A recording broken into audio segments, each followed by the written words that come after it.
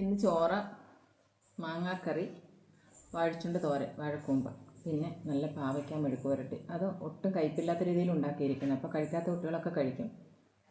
എൻ്റെ ചെറുക്കന്മാർ, പാവയ്ക്ക ഇഷ്ടമില്ലാത്ത പിള്ളേർ ഈ രീതിയിൽ ഉണ്ടാക്കി കൊടുത്താൽ അത് മൊത്തം കഴിക്കും. വെറുതെ ഇവർ പറക്കി തിന്നും. ആ രീതിയിലാണ് ഉണ്ടാക്കിയിരിക്കുന്നത്. നല്ല ടേസ്റ്റ് വേണം.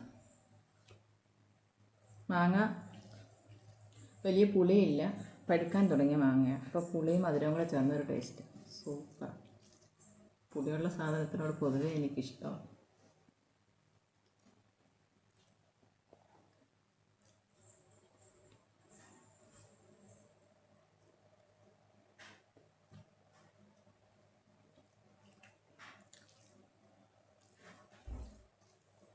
പാവയ്ക്ക ഞാനിങ്ങനെ ഉണ്ടാക്കുമ്പോൾ ഞാൻ വറക്കുന്ന സമയം മുതൽ ഇവരിങ്ങനെ വാരി കഴിച്ചുകൊണ്ടിരിക്കും.